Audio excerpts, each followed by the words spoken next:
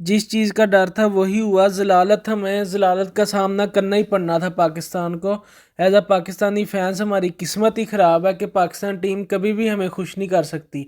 पाकिस्तान के अंदर होते हुए आप एज अ होस्ट नेशन कैसे पहला मैच हार सकते हो एक आईसीसी टूर्नामेंट का। अपनी होम कंडीशंस का एडवांटेज नहीं आप उठा सके, दूसरी टीमें आके आपसे अच्छा खेल रही हैं आपके खिलाफ।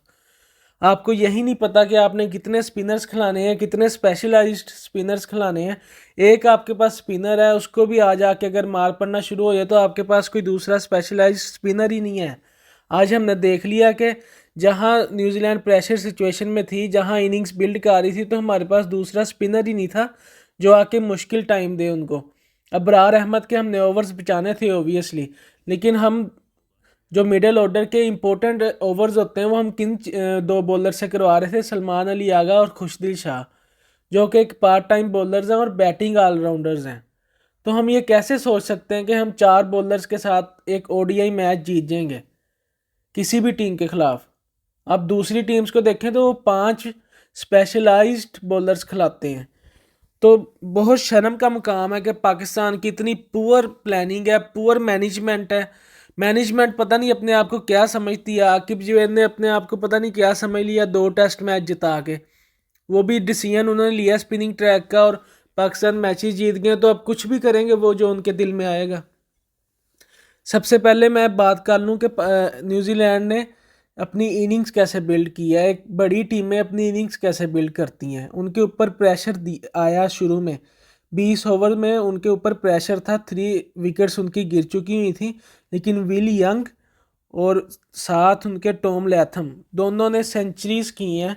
उसके बाद नीचे आ जाएं तो ग्लेन फिलिप्स आए और उन्होंने अच्छे स्ट्राइक रेट के साथ 156 के स्ट्राइक रेट के साथ हमें माल लगाई है। हम अपने बॉलर्स की बात कर लें तो हमारे हारिस रऊफ, शहीन शाह अफरीदी और नसीम शाह, तीनों बॉलर्स नई बॉल के बॉलर्स ही मुझे लगते हैं। हारिस रऊफ मिडिल ऑर्डर्स में आके कुछ अच्छा कर रहे थे, लेकिन डेथ बॉलिंग इनकी बिल्कुल ही फजूल है। 42 ओवर्स में उनका 202 स्कोर था और 50 ओवर्स के बाद 119 कैसे और पड़वा लिया आपने। उसका जवाब दें। बॉलर्स में ये जवाब दें कि हमारी पेस बैटरी इतनी मशहूर बनाई हुई है, इतनी हाइप ओवर हाइप बनाई हुई है, वो क्यों बनाई हुई है? इस वजह से बनाई है कि 120 स्कोर खाएंगे आखिरी ओवर्स के अंदर। इतना अच्छा कंटेन करते हुए आ रहे थे, आपके ओवर्स भी बचाए हैं रिजवान ने। हमारे पास पार्ट टाइम बॉलर्स हैं, उनसे ही ओवर्स करवा करवा के मैच बचाई जा रहा है वो आपके ओवर्स। तो फिर भी आपसे इतना हिम्मत नहीं हुई कि आप उन ओवर्स को अच्छी तरह यूटिलाइज करके डेथ बॉलिंग करें, रिवर्स कर लें बॉल को, या बॉल को सही तरह इस्तेमाल करें कंडीशंस का, जिस तरह न्यूजीलैंड ने किया। उनसे आपको सीखना चाहिए। आपका इतना ज़्यादा एक्सपीरियंस है। उनके दो बॉलर्स तो ऐसे थे जिनके सिर्फ 10-10 मैचेस थे और उन्होंने इतना टफ टाइम दिया आपके बैट्समैन को। शर्म आनी चाहिए इस चीज़ के ऊपर आपको। तो जब फ़खर जमान इंजर्ड हुआ है पहली बॉल पे मैच के, मैं तो वहीं घबरा गया था कि अब हमारे पास एक भी ओपनर नहीं है पूरी टीम के अंदर। बाबर आजम को भी ज़बरदस्ती का ओपनर बनाया गया।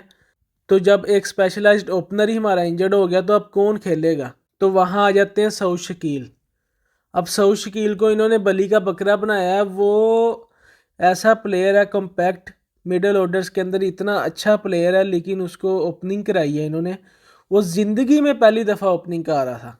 कभी भी उसने फर्स्ट क्लास मैचेस में या इंटरनेशनल मैचेस में ओपनिंग की ही नहीं है। वो एक अलहदा ही प्रेशर होता है ओपनिंग का, और इतनी टफ सिचुएशन में आके उसने ओपनिंग की है और ओबियसली उसने आउट ही होना था। मुझे तो कोई उम्मीद नहीं थी उससे। उसने बॉलें ज़ाया की हैं और आउट हो गया।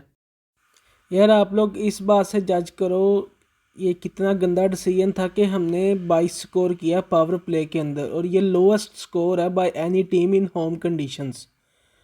ये डिसीजन देख लें। अब ओपनर जो से आपने ओपनर भेजे थे उनके हाल देखें आपके, वो 22 स्कोर करके आए हैं 10 ओवरों के अंदर। ये हैं आपके ओपनर्स, ये है आपकी प्लानिंग एक ट्रॉफी जीतने की। 5 मैच खेलने थे अच्छी तरह, उसके लिए आपकी एक टीम नहीं आपसे डिसाइड हुई, तो आपने और क्या करना है? और इतनी भोंडी भोंडी डिसीजंस हैं इनके, इतने गलत डिसीजंस हैं मैनेजमेंट के, कि फ़खर जमान को चौथे नंबर पे भेज रहे हैं। भाई चौथे नंबर पे भेजने का क्या तुक बनता है फ़खर जमान को? फ़खर जमान एक हिटर है और ऊपर से वो इंजर्ड है। या तो आप उसको वन डाउन भेजें पावर प्ले के अंदर अंदर, ताकि वो अपनी हिट्स मारे, खुल के मारे और दो प्लेयर्स बाहर हैं उस चीज़ का, सर्कल का बेनिफिट उठाए वो। आपने उसको उस वक्त भेजा जब स्ट्राइक रोटेशन की इतनी ज़्यादा ज़रूरत होती है इनिंग बिल्ड करने के लिए, इस तरह के न्यूजीलैंड ने की अपने मैच फर्स्ट इनिंग के अंदर। तो आपने उसको भेज दिया, वो बेचारे से ना भाग हो रहा है, बाबर आजम के अपने रन्स कम हो ही जा रहे हैं। वो बाबर आजम सिंगल के लिए उसको कहता था तो वो आगे से मना कर देता था। ऑब्वियसली उसको इंजरी हुई है तो उसने मना ही करना। तो वहाँ हमारे जो से डॉट बॉल्स हुई हैं, 140 प्लस डॉट बॉल्स खेली हैं हमने इस मैच में। आप ये अंदाज़ा कर सकते हैं। और इन डॉट बॉल्स की एक तो वजह ये है कि हमने बहुत गंदा खेला है, लेकिन मैं क्रेडिट न्यूजीलैंड के फील्डर्स को भी देना चाहूँगा, स्पेशली ग्लेन फिलिप्स को। जिस तरह उसने रिजवान का कैच किया है और जिस तरह उसने फील्डिंग की है आज पूरे मैच में, उसने 20 से 25 रन बाबर आजम के रोके हैं, 5 से 6 चौके रोके हैं बाबर आजम के, उसने अपनी अच्छी एफर्ट की वजह से। और न्यूजीलैंड ने फील्डिंग से ही मैच जीता है। अगर मैं आपको सीधी बात बताऊं, 60 स्कोर से हम मैच हारे हैं ना, 30 स्कोर उन्होंने रोका है, जो कि कोई और दूसरी टीम होती तो वो करवा देती वो वाले स्कोर। ये मैं पूरा क्रेडिट दूंगा न्यूजीलैंड को। और हमें न्यूजीलैंड की टीम से ये सीखना चाहिए कि उनके पास बड़े नाम नहीं है, लेकिन वो एक बड़ी टीम है। ये हमेशा याद रखें कि आप हमेशा टीम गेम से ही आगे जाते हैं, बड़े नामों से आगे नहीं जाते। और उन्होंने आज टीम एफर्ट की है, अच्छी फील्डिंग की है, उनका उनको रिजल्ट मिला है। फिर आप शुरू हो जाते हैं कि यार बाबर आजम ने कुछ नहीं किया। बाबर आजम क्या करे अब अकेला, जब उसके आगे एक इंजर्ड प्लेयर है जिससे भागा ही नहीं जा रहा, तो बाबर आजम उड़ के अब उसकी जगह भी स्कोर करे। तो कुछ शर्म करे मैनेजमेंट, कैप्टन को कुछ शर्म आनी चाहिए कि एक स्टैंडर्ड्स के मुताबिक टीम बनाई जाए। आप जब पिछले 3 सीरीज लगातार जीतते आ रहे थे, मैं कुछ नहीं बोला।